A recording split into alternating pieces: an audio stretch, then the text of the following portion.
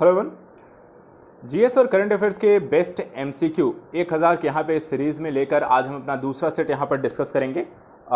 यहाँ पे आज हमारा ये सेट दूसरा सेट है। इंडियन इकोनॉमी के कुछ और प्रश्नों को लेकर हम डिस्कस करने वाले हैं। कल की वीडियो सीरीज़ में आप लोगों को वॉइस की यहाँ पर इशू रही है। आई होप देखिए वहाँ पे आपको ज़्यादा कुछ करने की ज़रूरत नहीं थी, आपको सिर्फ क्वेश्चन को देखना और यहाँ पर उसके आंसर को यहाँ पर आपको देखना था। क्वेश्चन अटेम्प्ट करने थे, उनके आंसर को ध्यान से यहाँ पर देखते हैं। ठीक है, तो चलिए बाकी कोई बात नहीं, थोड़ा बहुत टेक्निकल इश्यूज़ कभी कभी प्रॉब्लम क्रिएट कर देती हैं, लेकिन आज हम अपने इस वीडियो में अपने सेशन को आगे बढ़ाते हैं। कुछ और प्रश्नों को लेकर यहाँ पर डिस्कस करेंगे। क्वेश्चन का जो स्टैंडर्ड है देखिए यूपीएससी यूपीपीएससी के हिसाब से यहाँ पर रखा गया है। तो आई होप आप यहाँ पर इन क्वेश्चन को पूरा देखेंगे और इन क्वेश्चन को पूरा अटेम्प्ट ज़रूर करें। सेल्फ स्तर पे चीज़ों को पूरा ज़रूर देखें। मैं सभी से ये कहूँगा कि क्वेश्चन इस पूरी सीरीज़ को पूरी तरीके से आपको फॉलो कब करना है और सारे क्वेश्चन अटेम्प्ट ज़रूर करने हैं। देखिए अटेम्प्ट करने का फ़ायदा यहाँ पर आपको होगा, सिर्फ क्वेश्चन आपको अटेम्प्ट नहीं कर रहे हैं, बल्कि इसके साथ साथ आप यहाँ पर आंसर जो होता है उनके बारे में एक नॉलेज आपको मिलेगा और साथ ही साथ यहाँ पे क्वेश्चन किस तरीके से पूछे जा रहे हैं वहाँ पे उसका भी रिवीजन हो रहा है। तो इन दोनों ही चीज़ों को ध्यान में रखकर इस सीरीज़ को आपको फॉलो करनी है और सारी वीडियो यहाँ पर, कल की वीडियो अगर आपने पूरी नहीं देखी तो उसे भी जाकर पूरी देखना है और इस वीडियो को भी यहाँ पर पूरी देखना है। चलिए शुरू करते हैं आज का अपना सेशन। सबसे पहले आज का अपना पहला क्वेश्चन यहाँ पे लेते हैं। देखिए क्वेश्चन है, प्रधानमंत्री गति शक्ति योजना के संबंध में निम्नलिखित कथनों पर विचार कीजिए। पहला ऑप्शन देखिए क्या कहता है कि योजना का उद्देश्य रसद लागत को कम करने हेतु बुनियादी अवसंरचना परियोजनाओं के नियोजन और निष्पादन का समन्वय करना है। दूसरा, इसका उद्देश्य औद्योगिक गलियारों को विकसित करना और सभी गांवों में 4G कनेक्टिविटी का विस्तार करना है। उपर्युक्त कथनों में से कौन सा सही है? ए केवल एक, बी केवल दो, सी एक और दो दोनों, और डी कहता है ना तो एक और ना ही दो। ठीक है, तो यहाँ पे बताइए क्वेश्चन नंबर एक का यहाँ पे आंसर क्या है। 10 सेकंड है आपके पास अपने आंसर को देने के लिए, तो सभी लोग यहाँ पे इस क्वेश्चन को अटेम्प्ट करें और जल्दी से अपने अपने आंसर बताएं। क्वेश्चन नंबर एक का आंसर दीजिए। क्वेश्चन नंबर एक,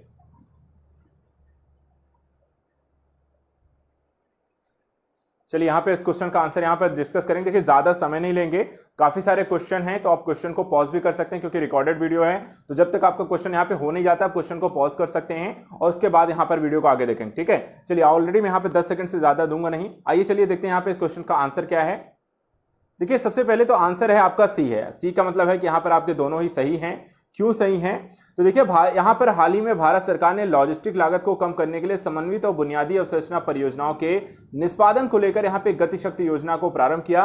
बजट 2022-23 में भी इस योजना का यहाँ पर उल्लेख किया गया है। आपने अगर बजट को देखा होगा तो वहाँ पर इसके बारे में जानकारी है। National master plan for multi modal connectivity plan इसका पूरा यहाँ पर एक फुल फॉर्म इसको दिया गया है, इसलिए कथन यहाँ पर एक सही है।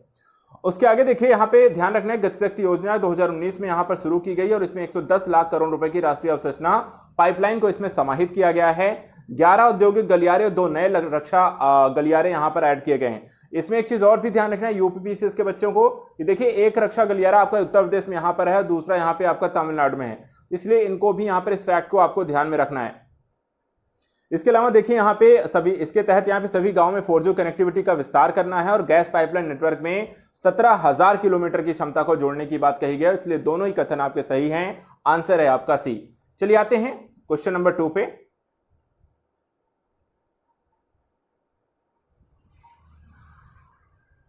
ठीक है, क्वेश्चन नंबर 2 क्या कहता है? ग्रीन डे अहेड मार्केट यानी GDAM के संबंध में निम्नलिखित कथनों पर विचार कीजिए। पहला है, GDAM के साथ कोई भी नवीनीकरण ऊर्जा उत्पादन कंपनी एक्सचेंज पर नवीनीकरण ऊर्जा की स्थापना और बिक्री कर सकती है। दूसरा, भारत दुनिया का एकमात्र बड़ा विद्युत बाजार है जिसने विशेष रूप से नवीकरणीय ऊर्जा हेतु ग्रीन डे अहेड मार्केट पर प्रारंभ किया है। उपर्युक्त कथनों पर में से कौन सा सही है? ए है केवल एक, बी है केवल दो, सी है एक और दो दोनों, डी है ना तो एक और ना ही दो। तो क्वेश्चन नंबर यहाँ पे 2 का आंसर दीजिए। 10 सेकंड में आपको दूंगा। चलिए जल्दी से क्वेश्चन नंबर 2 का आंसर बताएं। क्वेश्चन नंबर 2 का राइट आंसर क्या है?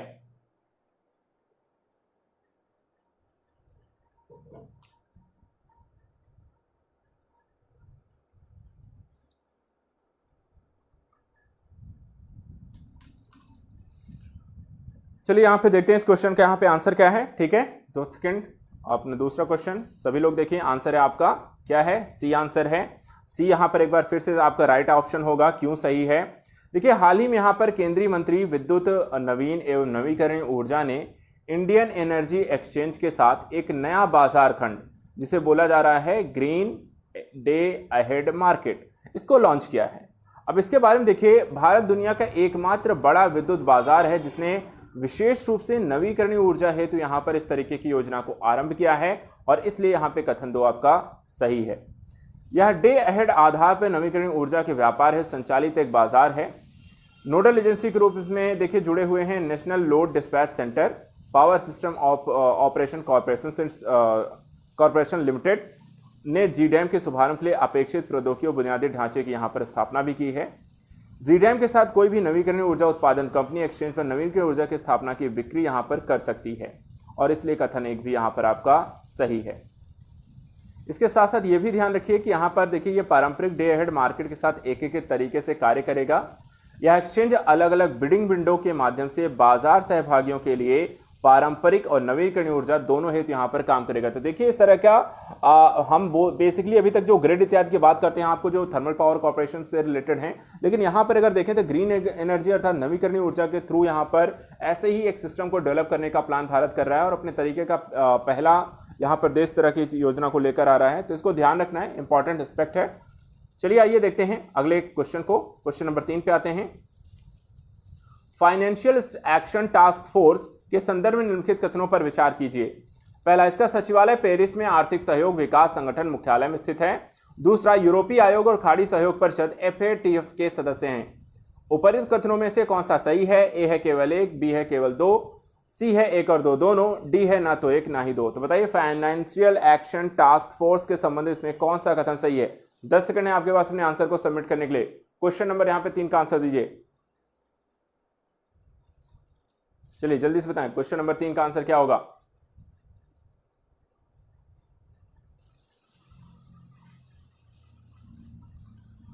चलिए आइए देखते हैं इस क्वेश्चन का आंसर क्या है। देखिए पहले मैं बताता चल रहा हूं, क्वेश्चन आराम से करना है, लेकिन अगर आपको ज्यादा टाइम लग रहा है आप क्वेश्चन को पॉज कर सकते हैं, ठीक है। आइए चलते हैं आंसर यहां पे चेक करते हैं। बिना यहां पे क्वेश्चन अटेम्प्ट किए हुए आप आंसर मत चेक करिएगा, ठीक है। चलिए देखिए आंसर यहां पर देखिए आपका क्या है? सी है।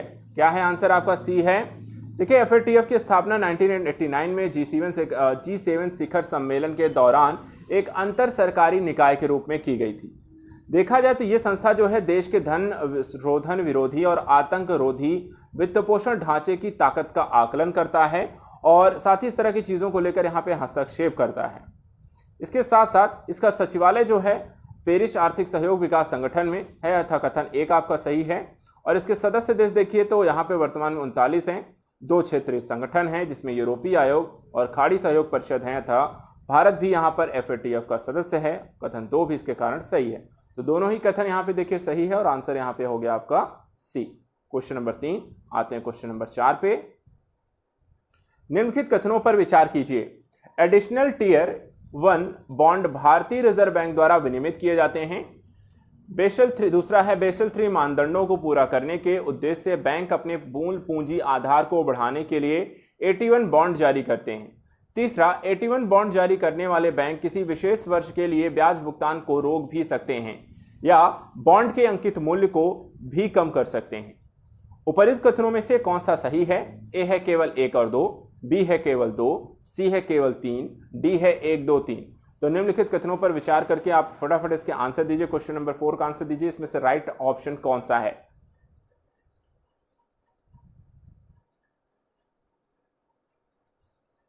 चलिए 10 सेकंड है, जल्दी से अपने आंसर दीजिए क्वेश्चन नंबर 4 का।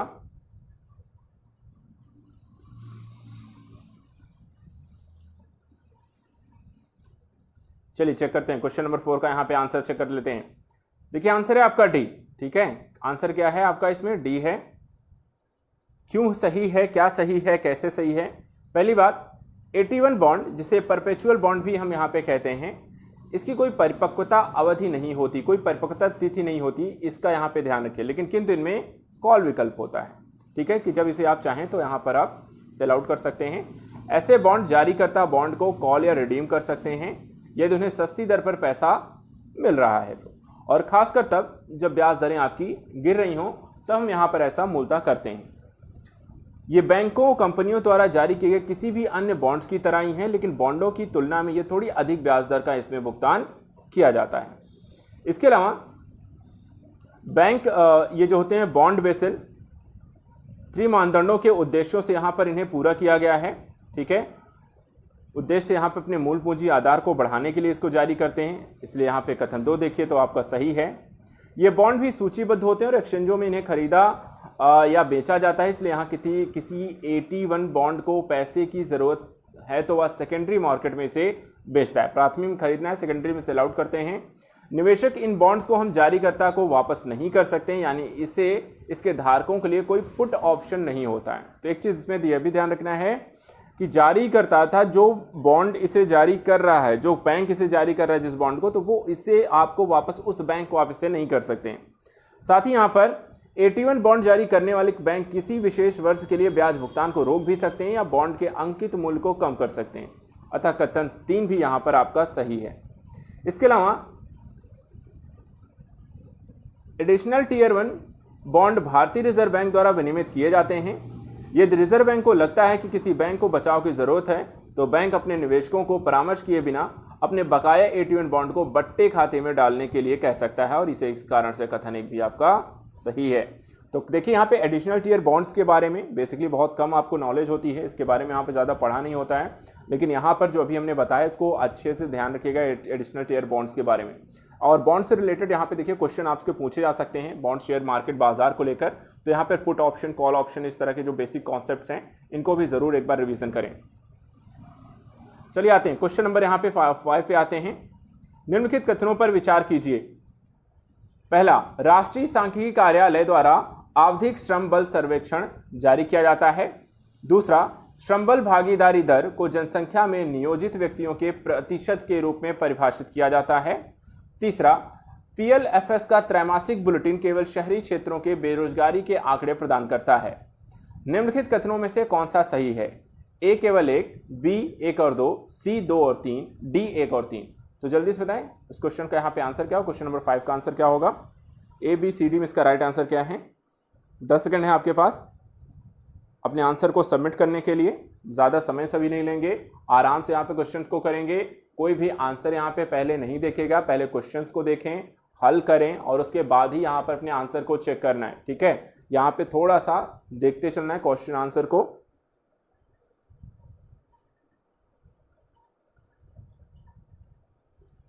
चलिए आइए देखते हैं इस क्वेश्चन को, यहाँ पे आंसर देखते हैं क्या होगा। देखिए यहाँ पे उत्तर आपका है डी है। ठीक है, क्या है यहाँ पे उत्तर आपका डी है। हाल ही में राष्ट्रीय सांख्यिकी कार्यालय ने अक्टूबर-दिसंबर 2020 के लिए जारी आवधिक श्रम बल सर्वेक्षण को त्रैमासिक बुलेटिन यहाँ पे जारी किया है। यह डेटा सेट आवधिक श्रम बल सर्वेक्षण की वार्षिक रिपोर्ट से अलग है, जिसमें ग्रामीण और शहरी क्षेत्रों दोनों को इसमें शामिल किया गया है। शहरी क्षेत्रों के लिए बेरोजगारी के आंकड़े त्रैमासिक आधार पर जारी किए जाते हैं और कथन यहाँ पे आपका तीसरा सही है। अधिक नियत समय अंतराल पर श्रम बल डेटा की उपलब्धता के महत्व को ध्यान में रखते हुए हम राष्ट्रीय सांख्यिकी कार्यालय NSO ने अप्रैल 2017 में इस तरह की डेटा अर्थात आवधिक श्रम बल सर्वेक्षण यहाँ पर करना का प्रारंभ किया था। तो ध्यान रखना है प्रारंभ कब से किया था अप्रैल 17 से यहाँ पे। ठीक है, तो इसलिए कथन 1 भी आपका सही है।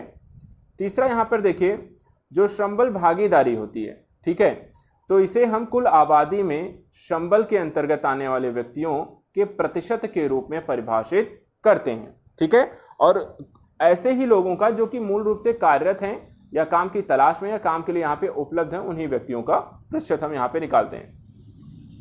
दूसरा यहाँ पे कामगार जनसंख्या अनुपात क्या होती है? तो WPR को कुल आबादी में रोजगार प्राप्त व्यक्तियों के प्रतिशत के रूप में हम परिभाषित करते हैं। किस रूप में? कुल आबादी में रोजगार प्राप्त व्यक्तियों के प्रतिशत के रूप में हम कामगार जनसंख्या अनुपात निकालते हैं, और यहाँ पे देखा जाए तो इसलिए कथन 2 सही नहीं है। चलिए आते हैं क्वेश्चन नंबर यहाँ पे 6 पे। निम्नलिखित कथनों पर विचार कीजिए। पहला, सब्सिडी जो व्यापार को विकृत नहीं करती है या कम से कम विकृत का कारण बनती है। दूसरा, यह सरकार के द्वारा वित्त पोषित है और इसमें मूल्य समर्थन शामिल नहीं होता। तीसरा, इसमें पर्यावरण संरक्षण और क्षेत्रीय विकास कार्यक्रम भी शामिल हैं। चौथा, इस पर प्रतिबंध नहीं होता बशर्ते यह नीति विशिष्ट मानदंडों के अनुरूप हो। उपरोक्त कथन विश्व व्यापार संगठन के क्रिस समझौते के तहत प्रदान की जाने वाली निम्नलिखित में से किस प्रकार की सब्सिडी का सबसे उपयुक्त रूप से वर्णन करते हैं? A amber box, B blue box, C development box, D green box. तो बताइए यहां पर इस क्वेश्चन का यहां पे आंसर क्या होगा, एबीसीडी में इसका राइट आंसर क्या है। 10 सेकंड है आपके पास अपने क्वेश्चन का आंसर करने के लिए। चलिए फटाफट आंसर करते हैं। इस क्वेश्चन का आंसर बताइए। WTO व्यापार से रिलेटेड आपने इस तरह के बॉक्सेस के बारे में थोड़ा सा पढ़ा होगा। चलिए देखते हैं कितने लोगों को पता है।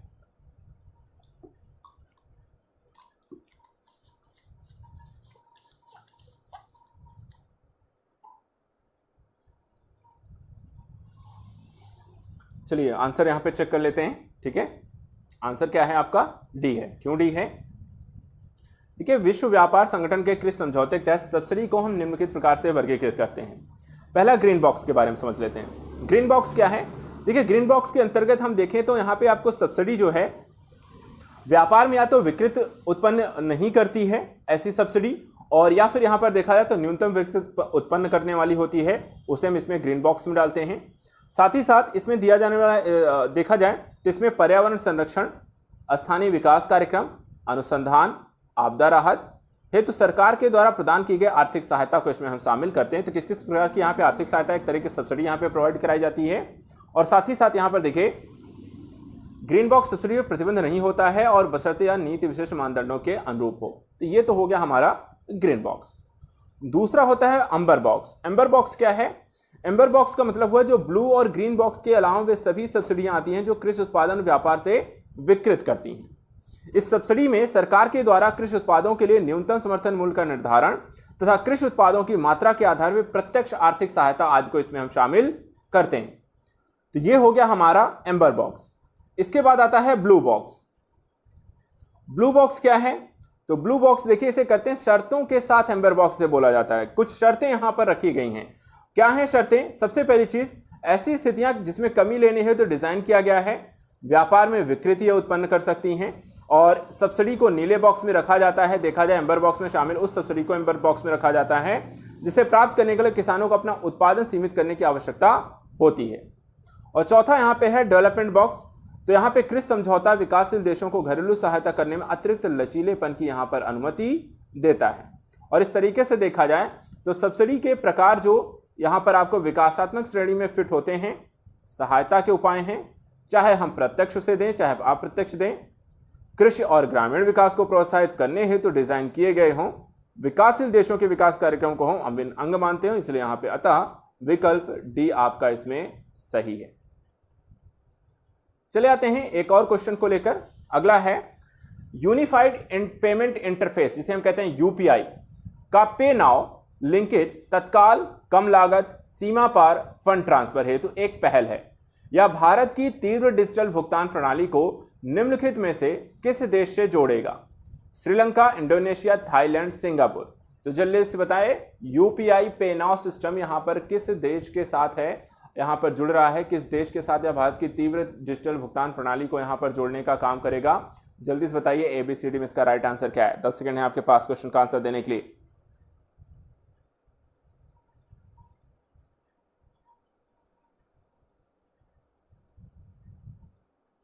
चलिए जल्दी से बताएं। यूपीआई पे नाउ। चलिए आई होप आप तक आपने आंसर यहाँ पे देख लिया होगा, समझ लिया होगा, अपना बता लिया होगा। अब हम इसका आंसर चलिए चेकआउट कर लेते हैं। आंसर देखिए निकल के आया है, क्या है आंसर? डी है। क्यों आंसर यहाँ पे डी है आपका? देखिए, भारत और सिंगापुर के मध्य यहाँ पर केंद्रीय बैंक, जिसमें त्वरित, कम लागत, सीमा पार के फंड ट्रांसफर को लेकर यहाँ पर एक संबंधित फास्ट डिजिटल पेमेंट सिस्टम को विकसित किया जा रहा है और इसे बोला गया है यूपीआई पे नाउ। देखा जाए तो इस लिंकेज को जुलाई 2022 में चालू करने का लक्ष्य है।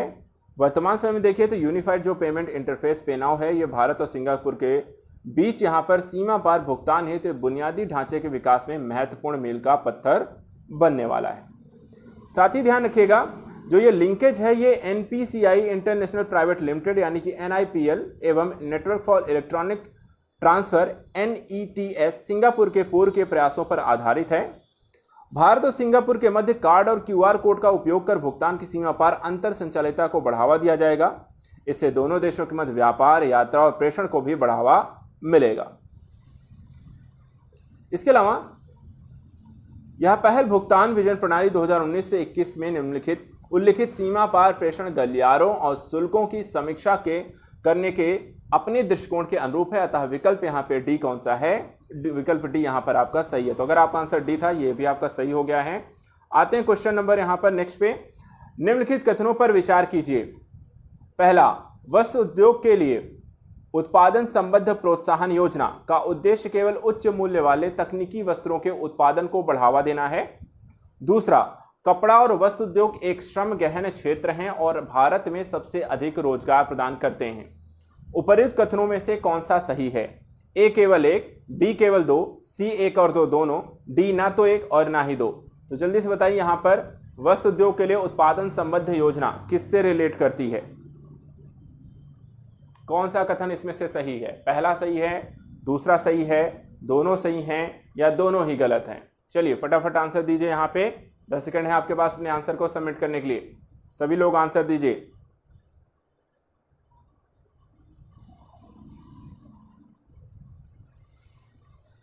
चलिए चेकआउट कर लेते हैं यहाँ पर इसका आंसर क्या होगा। ठीक है, चलिए देखिए आंसर है आपका डी। कहने का मतलब ना तो एक और ना ही दो सही हैं। और क्यों ऐसा है तो इसके बारे में समझ लीजिए। देखिए, वस्त्र क्षेत्र उत्पादन संबद्ध प्रोत्साहन योजना का उद्देश्य उच्च मूल्य वाले मानव निर्मित फाइबर, कपड़े, वस्त्र, तकनीकी वस्त्रों के उत्पादन से जुड़े हैं, अतः कथन एक सही नहीं है। दूसरा, ये भी जान लीजिए कि ये 5 वर्ष की अवधि के लिए उत्पादन 10,683 करोड़ रुपए की प्रोत्साहन राशि भी दी जाने वाली है। दूसरा कथन, वस्त्र और वस्त्र उद्योग श्रम प्रधान क्षेत्र हैं और भारत में 45 मिलियन रोजगार यहाँ पर प्रदान किया जाता है। रोजगार के मामले में इस क्षेत्र का कृषि क्षेत्र के बाद यहाँ पर दूसरा स्थान है, अतः कथन 2 भी यहाँ पर सही नहीं है। चलिए नेक्स्ट क्वेश्चन।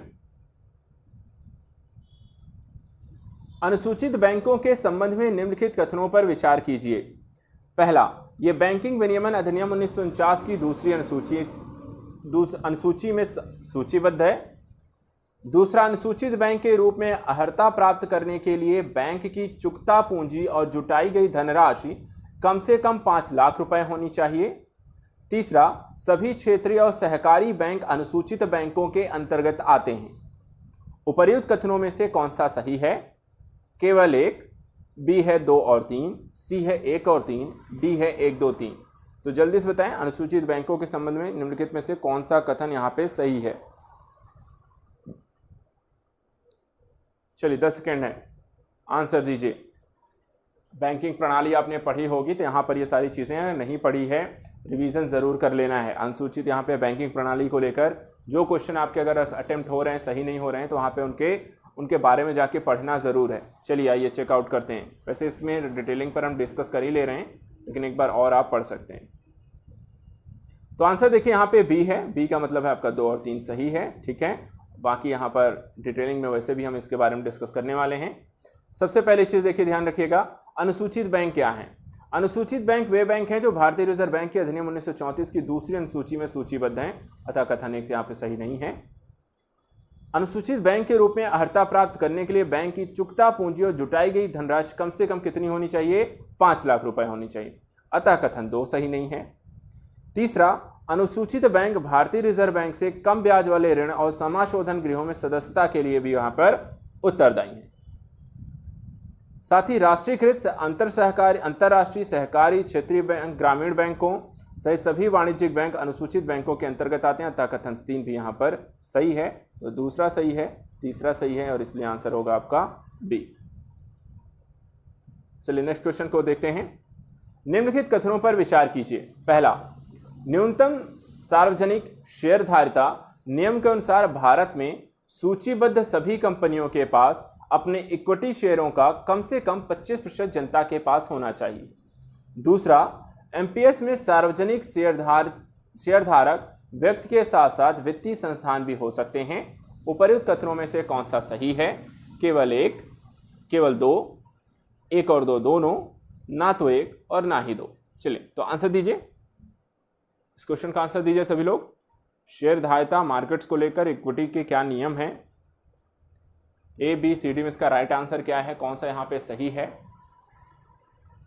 जल्दी बताएं, इस क्वेश्चन का आंसर दीजिए।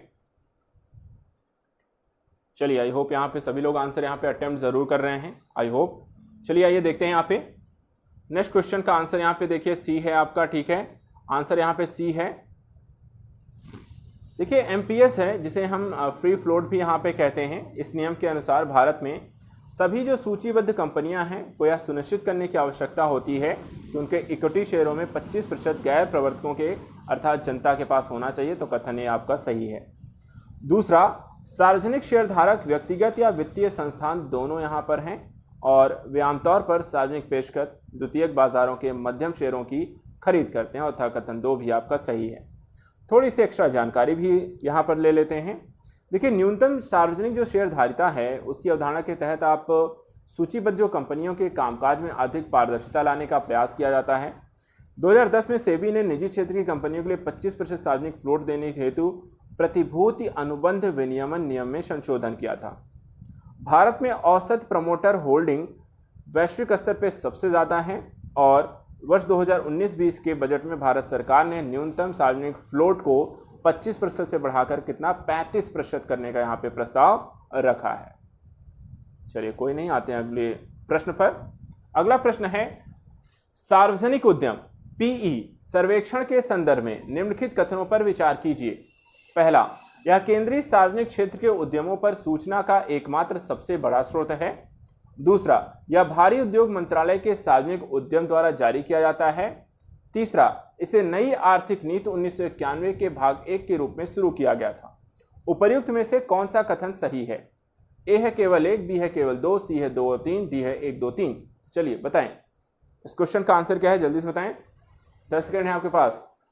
क्वेश्चन गलत नहीं होना चाहिए, जल्दी से बताएं कितने लोगों ने इस टॉपिक को पढ़ा और अगर नहीं पढ़ा है तो क्यों नहीं पढ़ा है। सार्वजनिक उद्यम के बारे में बताएं जल्दी से।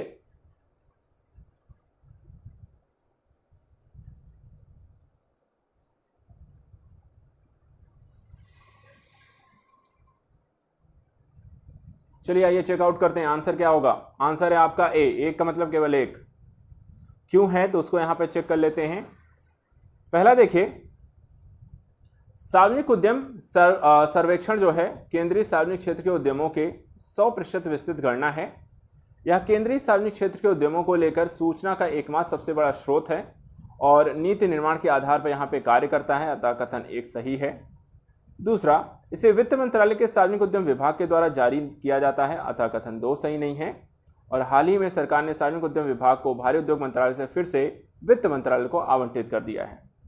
तीसरा, लोक उद्यम विभाग दूसरी लोकसभा की प्राक्कलन समिति की 73वीं रिपोर्ट की सिफारिशों पर वित्तीय वर्ष 1960-61 में सार्वजनिक उद्यम सर्वेक्षण जारी करना शुरू किया था। था कथन 3 भी यहाँ पर सही नहीं है।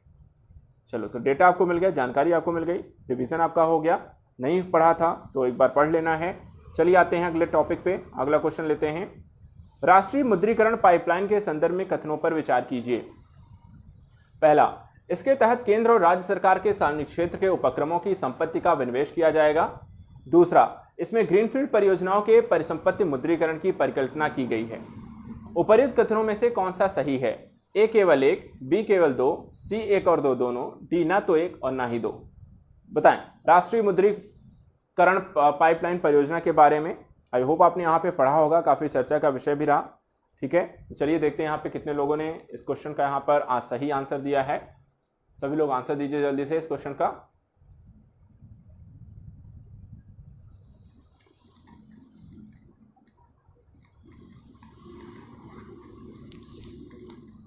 चलिए आंसर चेक कर लेते हैं इसका।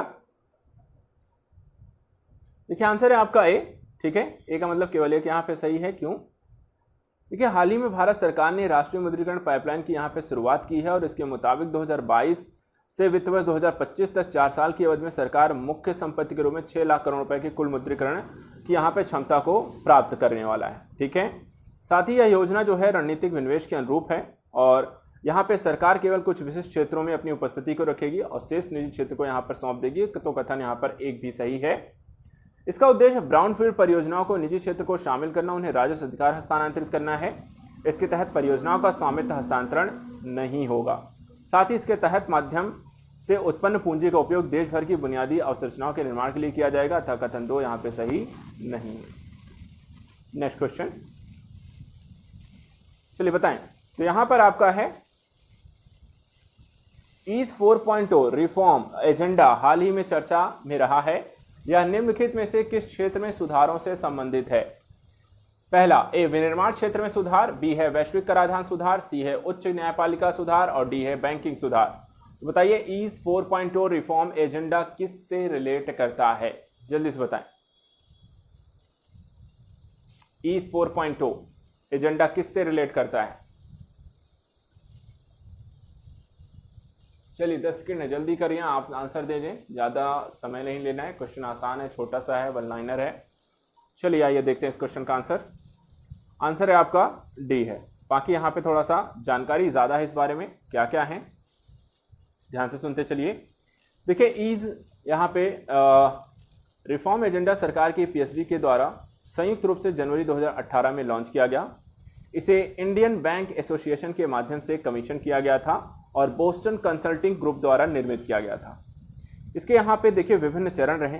प्रथम चरण के तहत यहाँ पर पारदर्शी रूप से गैर निष्पादित परिसंपत्तियों अर्थात एनपीए के समाधान में पीएसबी के प्रदर्शन में सुधार को दिखाया गया। ईज 2.0 में ईज 2.0 को ईज 2.1 की नींव पर बनाया गया था और सुधार यात्रा को अपरिवर्तनीय बनाने, प्रक्रियाओं प्रणालियों को मजबूत करने, परिणामों को लागू करने के लिए 6 विषयों पर नए सुधार कार्यबिंदु यहाँ पर लागू किए गए थे, जैसे जिम्मेदार बैंकिंग, ग्राहक प्रतिक्रिया, क्रेडिट ऑफ टेक, उद्यमी मित्र के रूप में पीएसबी के क्रेडिट, वित्तीय समावेशन, डिजिटलीकरण, शासन और यहाँ पर मानव संसाधन। जबकि ईज 3.0 यहाँ पर यह तकनीक का उपयोग करते हुए सभी ग्राहक अनुभव में बैंकिंग को आसान बनाना और ईज 4.0 में यह ग्राहक केंद्रित डिजिटल परिवर्तन के एजेंडे को आगे बढ़ाने के लिए पीएसबी को तकनीकी सक्षम सरलीकृत सहयोगी बैंकिंग के लिए प्रतिबद्ध है। अतः विकल्प डी आपका सही है। चलिए नेक्स्ट क्वेश्चन। लघु वित्त बैंक के संबंध में निम्नलिखित कथनों पर विचार कीजिए। पहला, यह कंपनी अधिनियम 2013 के तहत एक पब्लिक लिमिटेड कंपनी के रूप में पंजीकृत है। दूसरा, इसके लिए अपने समायोजित निवल बैंक का ऋण 75% प्राथमिकता प्राप्त क्षेत्र ऋण को देना अनिवार्य है। तीसरा, एसएफबी केवल आरबीआई अधिनियम 1934 और बैंकिंग विनियमन अधिनियम 1949 के प्रावधानों के द्वारा शासित होते हैं। उपर्युक्त कथनों में से कौन सा सही है? ए केवल 1 और 2, बी केवल 2, सी 2 और 3, डी 1 2 3। तो लघु वित्त बैंक के बारे में बताएं, यहाँ पे कौन सा कथन इसका सही है? इस क्वेश्चन का आंसर दीजिए जल्दी से सभी लोग। लघु वित्त बैंक के बारे में पढ़ाओ। बैंकिंग प्रणाली में यह भी सिस्टम आता है आपका। लघु वित्त बैंक क्या है, किस तरीके से कार्य करती है, कैसे है, जल्दी से आंसर बताएं। सभी लोग आंसर दीजिए इस क्वेश्चन का। लघु वित्त बैंक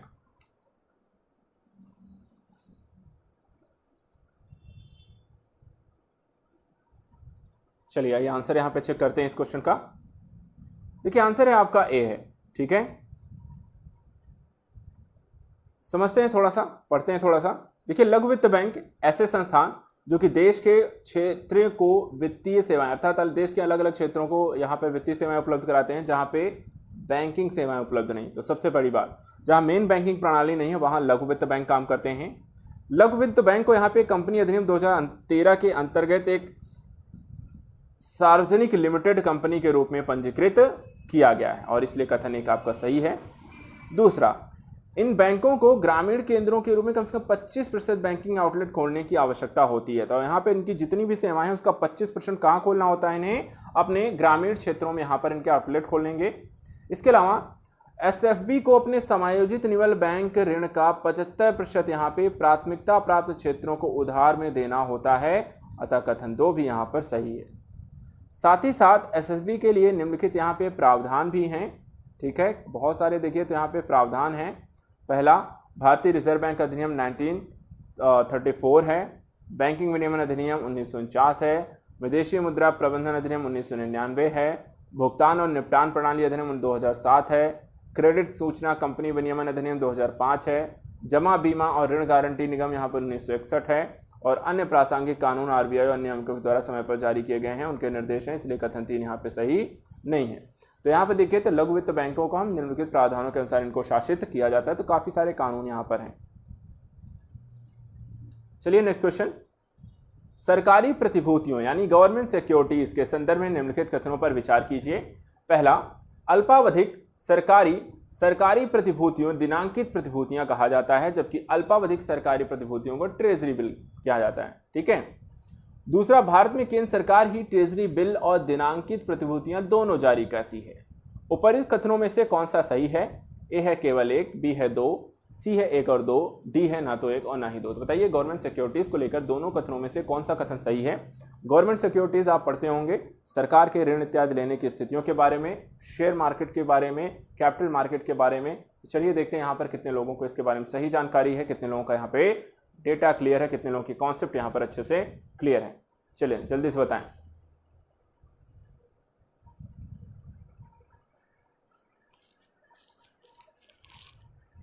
गवर्नमेंट सिक्योरिटीज के बारे में कौन से कथन यहाँ पे सही हैं? दो कथनों में से यहाँ पे जल्दी से बताएं, अपने आंसर को पिक कीजिए।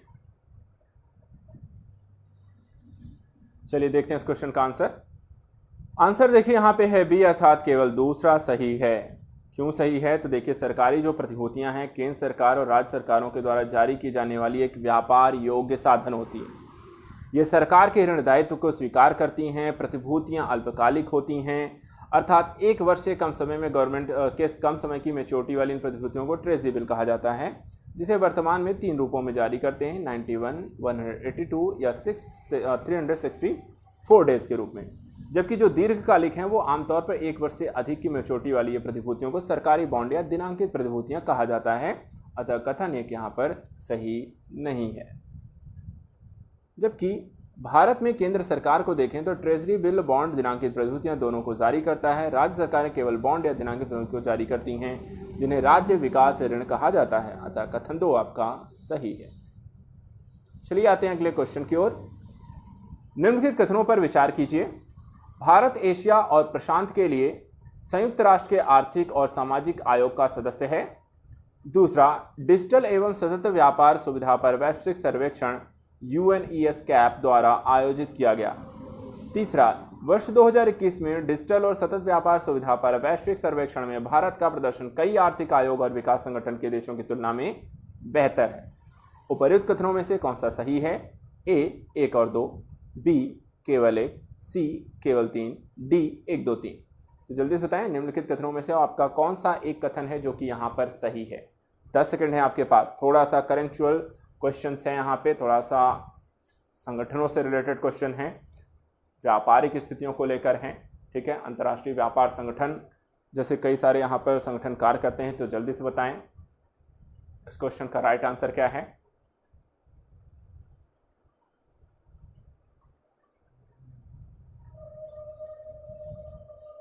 चलिए चेकआउट कर लेते हैं इसका आंसर।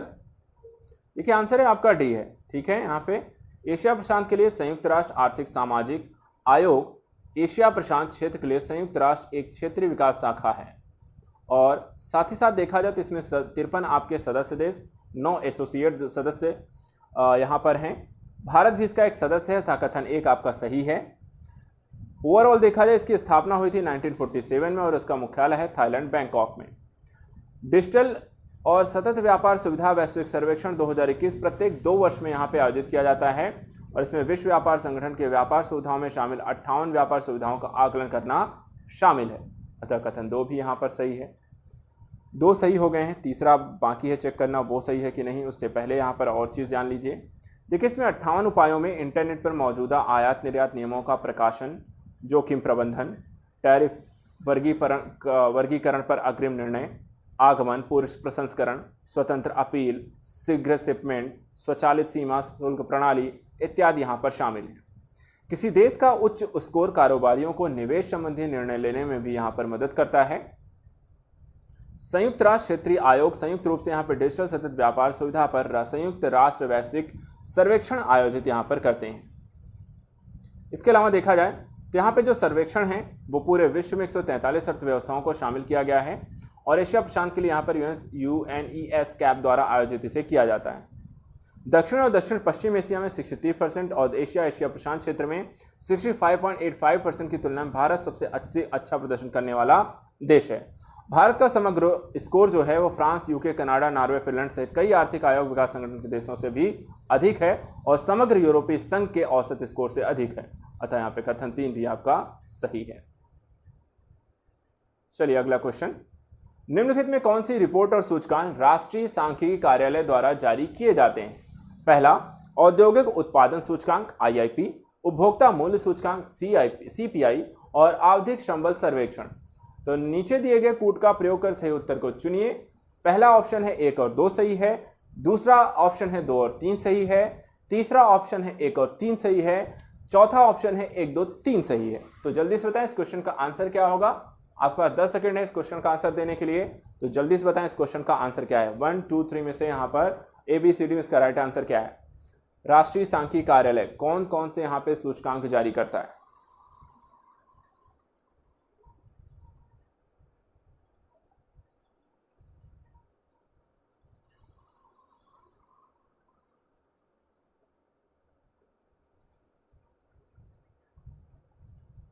चलिए चेक कर लेते हैं इसका आंसर। आंसर देखिए आपका है डी है। ठीक है, राष्ट्रीय सांख्यिकी कार्यालय सांख्यिकी एवं कार्यक्रम कार्यान्वयन मंत्रालय के अंतर्गत सांख्यिकी सेवा अधिनियम 1980 के तहत यहाँ पे स्थापित एक केंद्रीय सांख्यिकी एजेंसी है। यह सरकार और अन्य उपयोगकर्ताओं की आवश्यकताओं को पूरा करने के लिए सांख्यिकी सूचना सेवाएं यहाँ पर प्रदान करने के लिए उत्तरदायी है, जिसके आधार पर नीति निर्माण, नियोजन, निगरानी, प्रबंधन संबंधी यहाँ पर निर्णय लिए जा सके। इसके साथ साथ इसमें आधिकारिक सांख्यिकी सूचना एकत्र करना, संकलित करना और प्रसारित करना इनका काम है।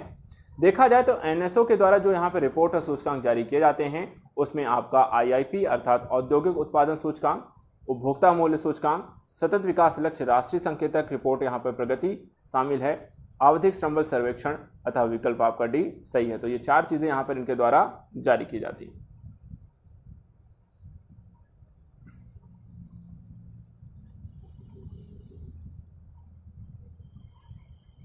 चलिए अगला क्वेश्चन यहां पे देखते हैं।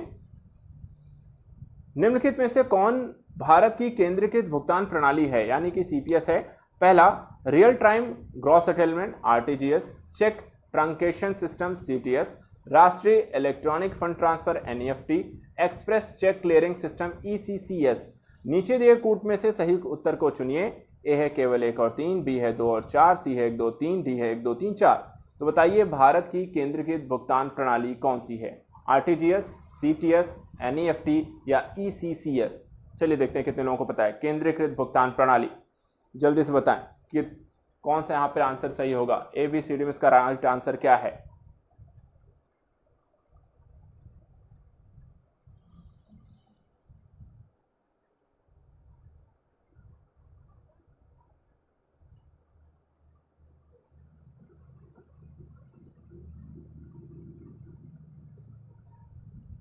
चलिए आइए चेक करते हैं इस क्वेश्चन का आंसर। देखिए ज़्यादा समय नहीं लेते हैं, आंसर है आपका ए। ठीक है, यहाँ पर देखा जाए तो भारत की केंद्रीकृत भुगतान प्रणाली आपकी RTGS है और NEFT है, रियल टाइम ग्रॉस सेटलमेंट और राष्ट्रीय इलेक्ट्रॉनिक निधि अंतरण तथा किसी भी अन्य प्रणाली के रूप में शामिल होंगे जिस समय यहाँ भारतीय रिजर्व बैंक के द्वारा इसमें निर्णय लिया जा सके। RTGS देखा जाए तो यह लाभार्थियों के खाते में वास्तविक समय पर धनराशि के हस्तांतरण की सुविधा को सक्षम बनाता है और इसका प्रयोग मुख्य तौर पर बड़े लेन देन के लिए हम करते हैं। जबकि NEFT यह एक देशव्यापी भुगतान प्रणाली है जो इलेक्ट्रॉनिक माध्यम से धन का हस्तांतरण यहाँ पे करती है। विकेंद्रीकृत भुगतान प्रणाली में भारतीय रिजर्व बैंक के द्वारा समाशोधन व्यवस्था जैसे चेक ट्रंकेशन सिस्टम के साथ साथ अन्य bank express cheque clearing system ECCS की केंद्रों की जांच किसी अन्य प्रणाली के रूप में शामिल होंगे जिसमें समय समय पर भारतीय रिजर्व बैंक द्वारा भी निर्णय लिया जाएगा। इसलिए कथन आपका सिर्फ ए सही है। चलिए अगला क्वेश्चन, कर्मचारी डिपॉजिट लिंक्ड बीमा EDLI के संबंध में निम्नलिखित कथनों पर विचार कीजिए। पहला, यह निजी क्षेत्र के वेतनभोगी कर्मचारियों को प्रदान किया जाने वाला एक बीमा कवर है। दूसरा, इस योजना के लिए कोई भी कर्मचारी जिसके पास कर्मचारी भविष्य निधि खाता है स्वतः ही पात्र हो जाता है। उपर्युक्त कथनों में से कौन सा सही नहीं है। A केवल 1, B केवल 2, C 1 और 2 दोनों, D कहता है ना तो 1 और ना ही 2। तो कर्मचारी डिपॉजिट लिंक्ड बीमा से रिलेटेड इन दोनों कथनों के बारे में आपका क्या यहाँ पर राय है, कौन सा यहाँ पर सही नहीं है। जल्दी से बताएं। इस क्वेश्चन में बताना यही है कि यहाँ पर आपको कौन सा कथन सही नहीं है। केवल 1, केवल 2, 1 और 2 दोनों, ना तो 1 और ना ही 2। चलिए 10 सेकंड है आपके पास अपने आंसर को सबमिट करने के लिए। इस क्वेश्चन का राइट आंसर क्या है।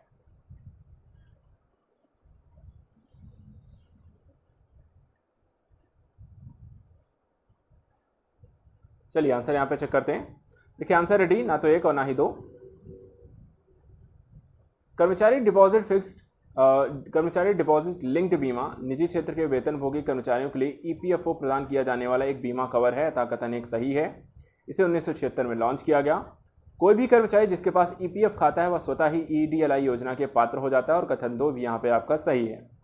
कर्मचारी भविष्य निधि विविध प्रावधान अधिनियम 1952 के तहत पंजीकृत सभी संगठनों पर यह लागू है। ईडीएलआई योजना के प्रबंध नियोक्ता द्वारा भुगतान के लिए किए गए मासिक वेतन का 0.5% के आधार पर किया जाता है। इसमें कर्मचारी का योगदान नहीं होता है और कर्मचारी के द्वारा पंजीकृत नामांकित व्यक्ति योजना के तहत लाभ का दावा करने के लिए पात्र हैं। अगला क्वेश्चन लेते हैं, वित्तीय स्थिरता रिपोर्ट। ठीक है, वित्तीय स्थिरता रिपोर्ट किसके द्वारा जारी की जाती है? पहला भारतीय रिजर्व बैंक, दूसरा वित्त मंत्रालय, तीसरा नीति आयोग या चौथा भारतीय प्रतिभूति विनिमय बोर्ड। तो बताइए वित्तीय स्थिरता रिपोर्ट किसके द्वारा जारी की जाती है? इस क्वेश्चन का आंसर दीजिए। वित्तीय स्थिरता रिपोर्ट किसके द्वारा जारी की जाती है?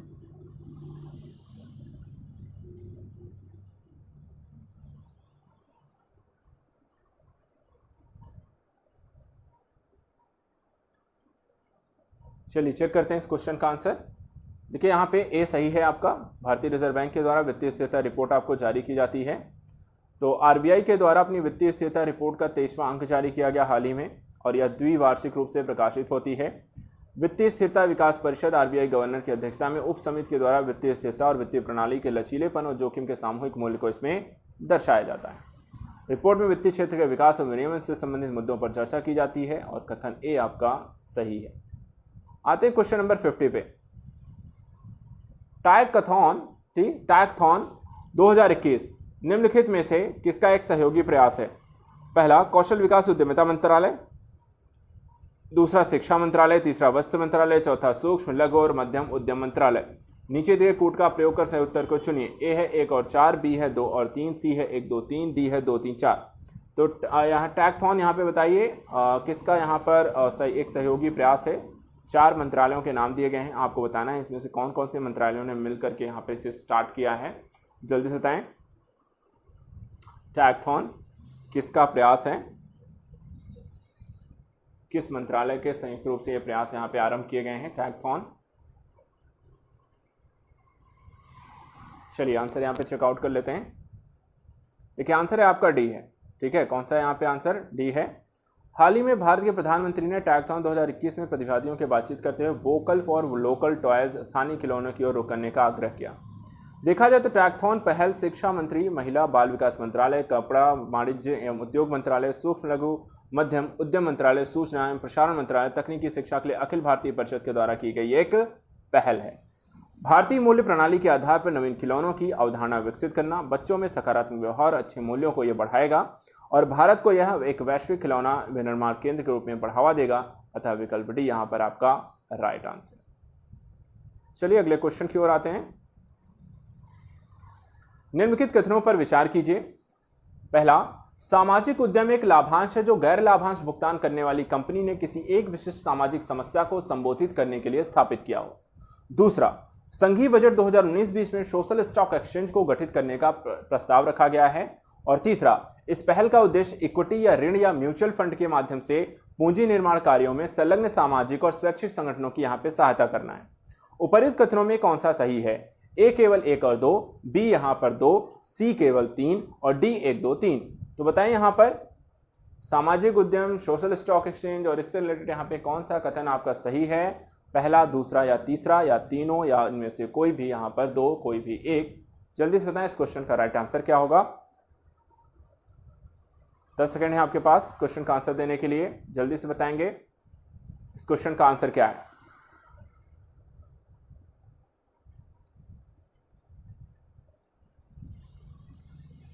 चलिए चेकआउट करते हैं इस क्वेश्चन का आंसर। यहाँ पे देखिए आंसर है आपका डी, अर्थात 1 2 3 तीनों ही आपके सही हैं। क्यों सही हैं तो वो भी यहाँ पे चेक कर लीजिए। सामाजिक उद्यम एक लाभांश है जो गैर लाभांश भुगतान करने की वाली कंपनी ने किसी एक विशिष्ट सामाजिक समस्या को संबोधित करने के लिए स्थापित किया है, इसलिए कथन एक सही है।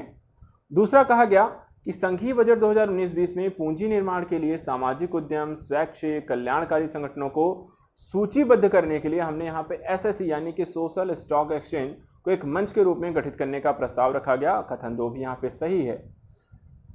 सेबी के विनियामक दायरे के तहत इसे गठित किया जाएगा। इस पहल का उद्देश्य होगा कि सामाजिक समस्याओं के समाधान के लिए इक्विटी, ऋण या म्यूचुअल फंड की एक इकाई के रूप में पूंजी निर्माण कार्यों में संलग्न सामाजिक और स्वैच्छिक संगठनों की सहायता करना। अतः कथन 3 भी यहाँ पे सही है। देखा जाए तो सिंगापुर, ब्रिटेन, कनाडा जैसे एसएससी यहाँ पर पहले से ही आपके कार्य कर रहे हैं। ये देश में स्वास्थ्य, पर्यावरण, परिवहन जैसे क्षेत्रों में संचालित फर्मों एसएससी को यहाँ के माध्यम से पूंजी निर्माण के लिए आपको यहाँ पर अनुमति देते हैं। चलिए आते हैं अपने अगले क्वेश्चन पे। अगला क्वेश्चन देखिए है हमारा, हाल ही में खबरों में रहा फ्लोरेंस सस्टेनेबिलिटी चार्टर निम्नलिखित में से किस संगठन के द्वारा अपनाया गया? G20, विश्व स्वास्थ्य संगठन, खाद्य एवं कृषि संगठन या विश्व व्यापार संगठन? तो फ्लोरेंस सस्टेनेबिलिटी चार्टर बताइए किस संगठन के द्वारा अपनाया गया?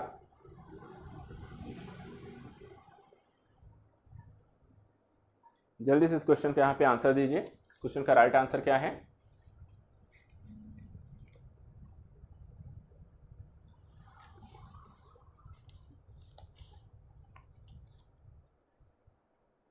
चलिए आंसर चेक कर लेते हैं इस क्वेश्चन का जल्दी से। देखिए आंसर है आपका ए का मतलब G20 है। G20 ने क्या किया है, किसे अपनाया है, तो उसके बारे में थोड़ा सा जान लें, समझ लें।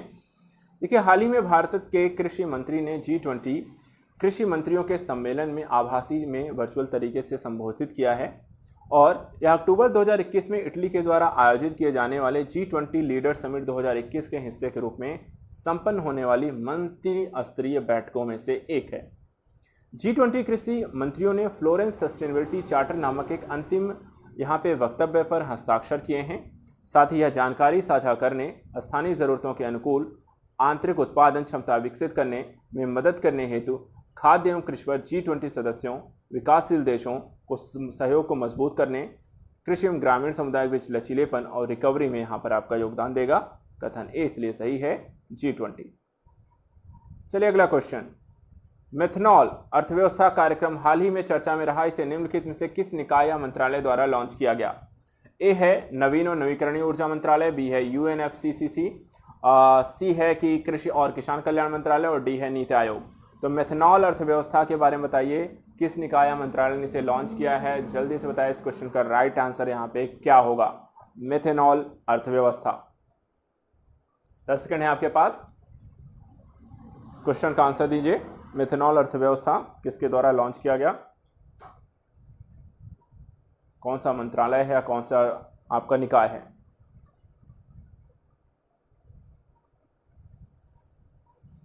चलिए इसका आंसर चेकआउट कर लेते हैं मेथनॉल अर्थव्यवस्था के दृष्टिकोण से। देखिए यहाँ पे आंसर है आपका डी है। ठीक है, आंसर यहाँ पे देखिए डी है आपका।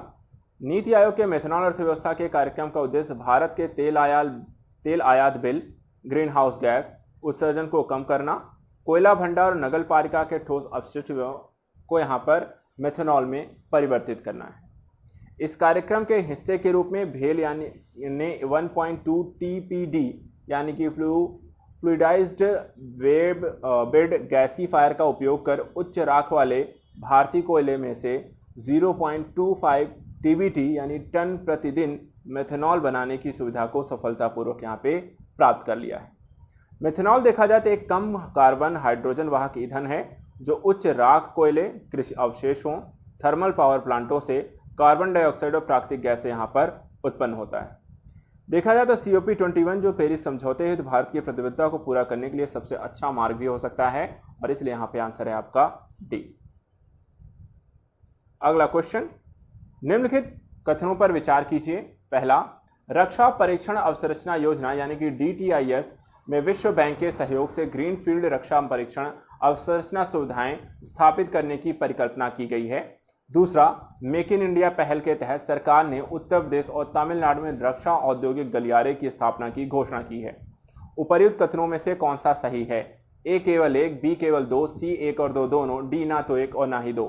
तो निम्नलिखित कथनों में से बताएं रक्षा परीक्षण अवसंरचना योजना को लेकर दोनों कथन में से कौन सा यहाँ पे सही है? पहला या दूसरा या दोनों में से कोई नहीं।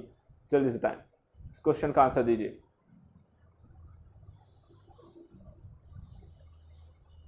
क्वेश्चन का आंसर दीजिए सभी लोग यहाँ पे। अंतिम कुछ प्रश्न और हैं आपके पास अभी, तो यहाँ पर आई होप यहाँ पर अच्छा परफॉर्मेंस करेंगे। यहाँ पे सभी लोग रिपोर्ट ज़रूर बताएं किसका कितना यहाँ पे सही हुआ, अगर आप यहाँ पे पूरा अटेम्प्ट कर रहे हैं तो। ठीक है, चलिए कमेंट में करके आप ज़रूर बताएं। चलिए देखते हैं यहाँ पे आंसर इसका क्या है। देखिए आंसर है आपका बी। ठीक है, आंसर क्या है इसका? बी है।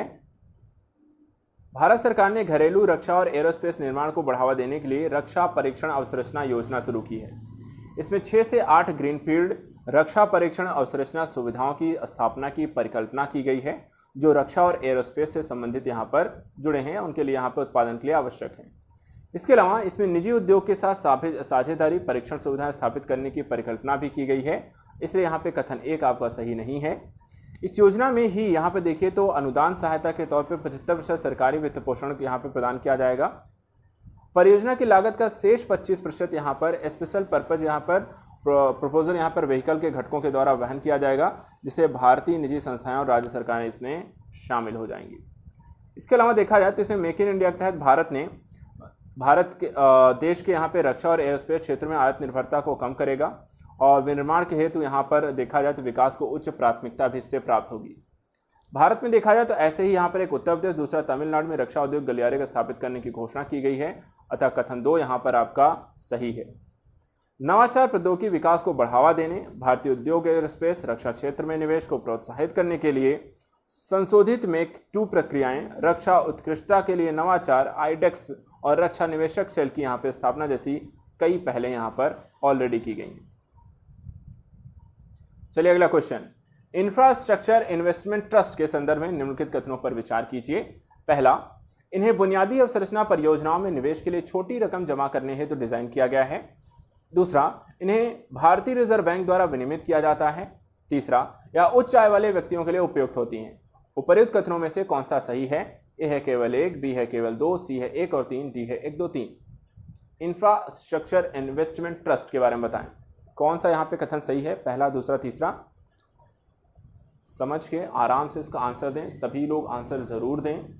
Total number of question attempt करें, ईमानदारी पूर्वक। जो टॉपिक नहीं आए हैं, जो आपका गलत हो रहा है, उनको अच्छे से पढ़ें, रिवीजन करें। अभी आपके पास समय है, सुधार आप कर सकते हैं। एग्जाम में अभी जो समय है उसका सदुपयोग ज़रूर करें। इसलिए सीरीज़ को पूरा देखना है, फॉलो करने हैं, सारे क्वेश्चन अटेम्प्ट करने हैं, आपको इससे काफ़ी फ़ायदा होगा। चलिए आइए देखते हैं इस क्वेश्चन का आंसर। देखिए आंसर है आपका सी है, ठीक है। इंफ्रास्ट्रक्चर इन्वेस्टमेंट ट्रस्ट, इसमें कई निवेशकों की छोटी रकम को उन परिसंपत्तियों में निवेश करने के लिए डिज़ाइन किया गया है जो एक अवधि में नकदी प्रवाह उत्पन्न करते हैं। इस नकदी प्रवाह का एक हिस्सा निवेशक लाभांश के रूप में वितरित किया जाएगा। ये ऐसे उपकरण हैं जो म्यूचुअल फंड की तरह काम करते हैं, अतः कथन 1 आपका यहाँ पर सही है। इन्वेट्स संरचना एक प्रकार की है कि जिसमें निवेशकों को पूर्वानुमेय नकदी प्रवाह के साथ बुनियादी ढांचे की संपत्ति में निवेश करने के यहाँ पर अवसर मिल सके, जबकि परिसंपत्ति के मालिक उन परिसंपत्तियों में भविष्य में होने वाले राजस्व नकदी प्रवाह को रोकने हेतु अग्रिम संसाधन यहाँ पे जुटा सकते हैं। साथ ही जिन्हें बदले में नई परिसंपत्तियों में लगाया जा सकता है, कर्ज के रूप में यहाँ पर इसे चुकाने के लिए भी आप इस्तेमाल कर सकते हैं। इसके अतिरिक्त इन्वेट्स भारतीय प्रतिभूति विनिमय बोर्ड यानी कि सीबी के द्वारा इंफ्रास्ट्रक्चर इन्वेस्टमेंट ट्रस्ट विनियमन 2014 के द्वारा विनियमित यहाँ पर किया जाता है, अतः इसमें कथन 2 आपका सही नहीं है। साथ ही इन्वेट्स को इनिशियल पब्लिक ऑफरिंग में न्यूनतम निवेश 10 लाख रुपए है, इसलिए यह उच्च आय वाले व्यक्तियों, संस्थागत, गैर संस्थागत निवेशकों के लिए उपयुक्त है, अतः कथन 3 यहाँ पे सही है। इन्वेट्स को स्टॉक की तरह भी यहाँ पर आईपीओ के माध्यम से एक्सचेंजों पर सूचीबद्ध यहाँ पर किया जाता है। चलिए आइए क्वेश्चन यहाँ पे अगला। अक्सर समाचारों में देखा जाने वाला बंकर कन्वेंशन किससे संबंधित है? ठीक है, तेल रिसाव, अवैध प्रवासियों की समस्या, हिंद प्रशांत क्षेत्र के लिए समुद्री सुरक्षा, या डी देशों के कार्बन गहन निर्यात पर कराधान। तो बंकर कन्वेंशन क्या है? ए बी सी डी में इसका राइट आंसर क्या है? Bunker convention. 10 सेकंड है आपके पास अपने आंसर को सबमिट करने के लिए, जल्दी से बताएं क्या है ये बंकर कन्वेंशन।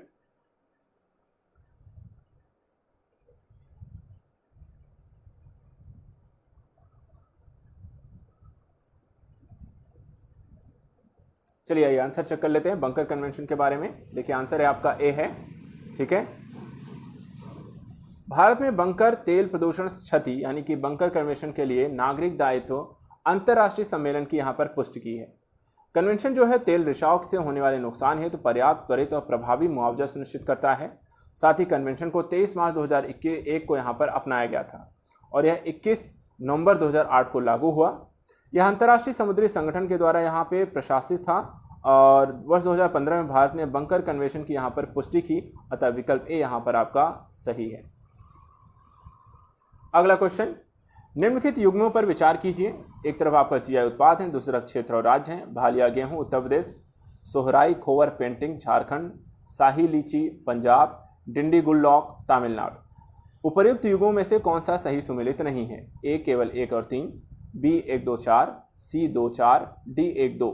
बताइए यहाँ पर कौन सा जीआई टैग किस राज्य को लेकर यहाँ पर सही युग्म के रूप में सुमेलित नहीं है? आपके पास क्वेश्चन का आंसर देने के लिए 10 सेकेंड है। ए बी सी डी में से इसका राइट आंसर क्या है बताएं। जीआई उत्पाद और उससे संबंधित राज्य, जीआई टैग भी हम यहाँ पर कहते हैं, ऐसे पदार्थों को यहाँ पे जीआई टैग दिया जाता है। ठीक है, तो बताएं जीआई किन उत्पादों को लेकर कौन सा यहाँ पर सही है, बताना आपको है कौन सा इसमें से सही सुमेलित है। ठीक है,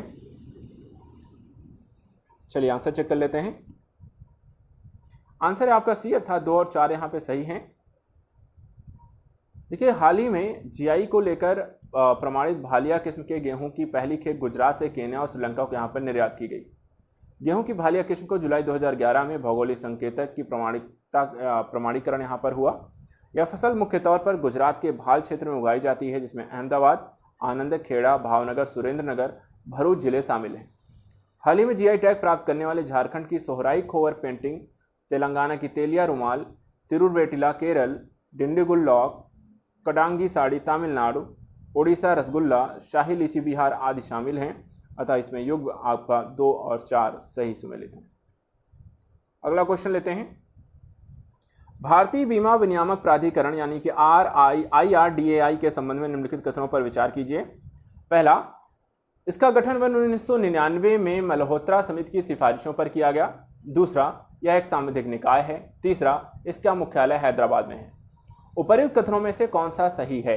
ए केवल 1 और 2, बी केवल 2 और 3, सी केवल 3, डी 1 2 3। तो IRDAI के बारे में बताइए कौन सा कथन यहाँ पे सही है। 10 सेकंड है आपके पास आंसर देने के लिए। पहले तीनों कथन को अच्छे से पढ़ लें, समझ लें और उसके बाद यहाँ पे आंसर दें। 1 2 3 4 4 ऑप्शन है, चारों में से यहाँ पे कौन सा सही है? IRDAI बेसिक क्वेश्चंस हैं। ठीक है, चलिए आइए आंसर यहाँ पे चेक करते हैं। आंसर देखिए आपका डी है। देखिए यहाँ पे मल्होत्रा समिति की रिपोर्ट की सिफारिशों के आधार पर 1999 में बीमा उद्योग को यहाँ पर विनियमित करने, विकसित करने के लिए एक स्वायत्त निकाय के रूप में यहाँ पर बीमा नियामक विकास प्राधिकरण यानी IRDAI को यहाँ पे गठित किया गया और यहाँ पे कथन 1 आपका सही है। अप्रैल 2001 में IRDAI को एक सांविधिक निकाय का दर्जा दिया गया और कथन 2 भी यहाँ पर सही है। IRDAI के यहाँ पे प्रमुख उद्देश्यों में बीमा बाजार की वित्तीय सुरक्षा सुनिश्चित करने के लिए उपभोक्ता की पसंद, कम प्रीमियम के माध्यम से ग्राहकों की संतुष्टि को बढ़ाने के साथ ही प्रतिस्पर्धा को बढ़ावा शामिल है। इसका मुख्यालय हैदराबाद में है, तो कथन 3 भी यहाँ पर आपका सही है। अगला क्वेश्चन, वैकल्पिक निवेश कोष AIF के संदर्भ में निम्नलिखित कथनों पर विचार कीजिए। पहला, AIF एक निजी रूप से जमा निवेश वाहन है जो परिष्कृत निवेशकों से धन एकत्र करता है। दूसरा, AIF की परिभाषा भारतीय रिजर्व बैंक द्वारा निर्धारित की गई है। तीसरा, उपर्युक्त कथनों में से कौन सा सही है? ए केवल 1, बी केवल 2, सी 1 और 2 दोनों, डी ना तो 1 और ना ही 2। तो वैकल्पिक निवेश कोष के बारे में अगर आपने पढ़ा है तो बताएं इसके बारे में क्या सही है क्या नहीं है। देखिए यहाँ पे जो क्वेश्चन आपके नहीं आते हैं उन्हें आप स्किप करने का भी एक ऑप्शन हमेशा डेवलप करिए, जो गलत ना हो आपके, क्योंकि क्वेश्चन ज़रूरी नहीं कि सारे क्वेश्चन अटेम्प्ट करने हैं। हमें देखिए सारे क्वेश्चन यहाँ पे वैसे भी सही करने नहीं होते हैं एग्जाम में, सिर्फ उतना ही करना है जिससे हमारा चांस क्या हो, एग्जाम क्वालिफाई हो जाता है। ठीक है, तो चलिए इसका आंसर चेक करते हैं। आई होप यहाँ पर आपने इसका आंसर यहाँ पे दे लिया होगा, वैकल्पिक निवेश कोष। तो नहीं आता है तो क्वेश्चन स्किप भी आप कर सकते हैं। क्या आंसर है आपका ए है। ठीक है, आंसर क्या है आपका? ए है। क्यों है? तो AIF का अर्थ भारत में स्थापित निगमित कोई भी फंड जो एक निजी रूप में जमा निवेश वाहन है, जो अपने निवेशकों के लाभ के लिए यहाँ पे परिभाषित निवेश नीति के अनुसार निवेश करने के लिए परिष्कृत निवेशकों, चाहे वो भारतीय हो या विदेशी, से धन यहाँ पर एकत्र करता है। इसलिए कथन 1 आपका सही है। दूसरा कहता है कि भारतीय प्रतिभूति और विनिमय बोर्ड यानी कि सेबी विनिमय 2012 के विनियमन 2.1b में AIF की परिभाषा को निर्धारित किया गया है, जो कि कथन यहाँ पर कहता है। कथन 2 यहाँ पर जो बातें कही वो सही नहीं था। और यह एक कंपनी या सीमित देयता भागीदारी के माध्यम से एक वैकल्पिक निवेश कोष यहाँ पर स्थापित किया जा सकता है। चलिए आते हैं क्वेश्चन नंबर यहाँ पर नेक्स्ट पे, सेकंड लास्ट क्वेश्चन में भी। चलिए देखते हैं सेकंड लास्ट क्वेश्चन आज का क्या है। निम्नलिखित कथनों पर विचार कीजिए। पहला, पेंशन निधि नियामक और विकास प्राधिकरण PFRDA के वित्त मंत्रालय के अंतर्गत कार्य करता है। दूसरा, यह राष्ट्रीय पेंशन योजना के अंतर्गत पेंशन योजना को बढ़ावा देता है और नियंत्रित करता है तथा अटल पेंशन योजना का संचालन करता है। निम्नलिखित कथन में से कौन सा सही है? A केवल एक, B केवल दो, C एक और दो दोनों, D ना तो एक और ना ही दो। चलें बताइए PFRDA को लेकर यहाँ पे कौन सा कथन आपका सही है? पहला या दूसरा या दोनों ही गलत यहाँ पे दिए हुए हैं। चले बताएं PFRDA क्या है, PFRDA और क्या यहाँ पे दोनों ही कथन इसके बारे में सही हैं? जानकारी इसमें क्या सही लिखी हुई है? पहला, दूसरा, तीसरा या चौथा? ABCD में इसका राइट आंसर क्या है? 10 सेकंड में अपने आंसर को सबमिट करने के लिए जल्दी दें, आंसर दीजिए।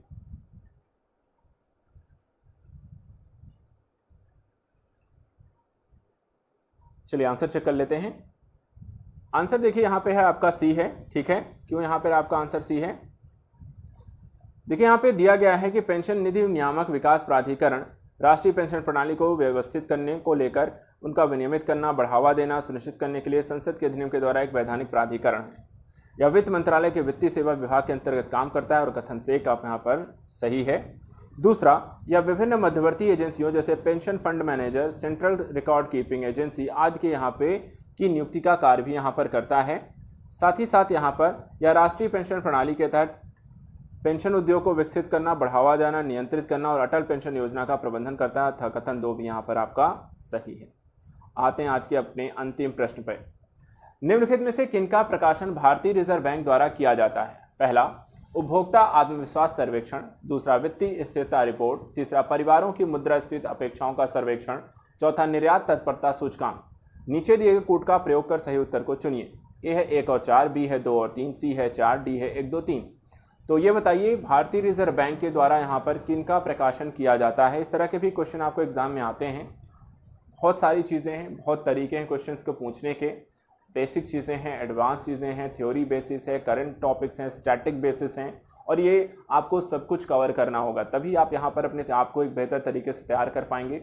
इकोनॉमिकल बेसिस पे ही कल के और आज के अगर आप क्वेश्चन देखें तो स्टैंडर्ड बहुत अच्छा है। बहुत सारी चीज़ें, डिफरेंट टाइप की नॉलेज आपको मिली होगी। बहुत सारी चीज़ें यहाँ पर आपको रिवीजन के लिए यहाँ पर आपको ध्यान में देना होगा। अगर आपने इन सारी चीज़ों पर एक अच्छी पकड़ यहाँ बना रखी होगी तो ये आपके लिए काफ़ी बेनिफिशियल्स होंगे। चलिए आइए देखते हैं यहाँ पे आंसर आपको। देखिए आंसर है आपका डी। भारतीय रिजर्व बैंक के द्वारा जो प्रकाशन यहाँ पे किए जाते हैं, उपभोक्ता आत्मविश्वास सर्वेक्षण जो त्रैमासिक प्रकाशन है, परिवारों की मुद्रास्फीति अपेक्षाओं का सर्वेक्षण जो कि त्रैमासिक प्रकाशन है, वित्तीय स्थिरता रिपोर्ट जो कि अर्धवार्षिक है, मौद्रिक नीति रिपोर्ट अर्धवार्षिक है, विदेशी मुद्रा भंडार रिपोर्ट अर्धवार्षिक है। ठीक है, तो यहाँ पर ये सारे रिपोर्ट्स यहाँ पे इनके द्वारा जारी किए जाते हैं। तो आज के लिए यहाँ पर इतना ही। आज के हमने सेशन में यहाँ पर हमने प्रैक्टिस सेट अपनी 2 कंप्लीट कर ली है। इकोनॉमी के कुछ और क्वेश्चंस को हमने डिस्कस कर लिया है। अपनी इस कड़ी में 1000 क्वेश्चन की श्रृंखला में हम यहाँ पर एक पावदान और आगे आ गए और कई सारी टॉपिक्स को हमने यहाँ पर इस सीरीज़ के माध्यम से कवर कर रहे हैं, रिवीजन कर रहे हैं। इस सीरीज़ के तहत ना सिर्फ हम यहाँ पे करंट कर रहे हैं बल्कि साथ ही साथ कॉन्सेप्ट, थ्योरी और स्टैटिक्स बेसिस चीज़ों को भी कवर किया जा रहा है। तो आई होप सो आप यहाँ पर अच्छे तरीके से अपने आप को तैयार कर पा रहे होंगे और आप मेरे साथ ऐसे ही जुड़े रहिए डेली बेसिस पे सेशन के लिए 7 से 8 यहाँ पर, और सारे क्वेश्चन को अटेम्प्ट ज़रूर करिए, पूरा वीडियोस देखिए, सारे क्वेश्चन अटेम्प्ट करिए, जो नॉलेज यहाँ पर आपको मिल रही है उसको गेन अप करिए और जहाँ कमियाँ आपको लगती हैं उसे सुधारने के लिए ये बहुत ही अच्छा आपका सेशन है। इन सेशन में जो कमियाँ आपको पता चलती हैं कि यहाँ पर मेरा ये सब्जेक्ट, यहाँ पर ये जानकारी अभी अधूरी थी, तो वहाँ पर उसको पढ़ना है और उसको यहाँ पर पकड़ अपनी मजबूत करनी है। इस बार यहाँ पर हमें सिलेक्शन ज़रूर लेना है। तो आज के लिए इतना ही, मिलते हैं फिर आपको नेक्स्ट वीडियो में कुछ और टॉपिक्स का। Thank you so much and good luck.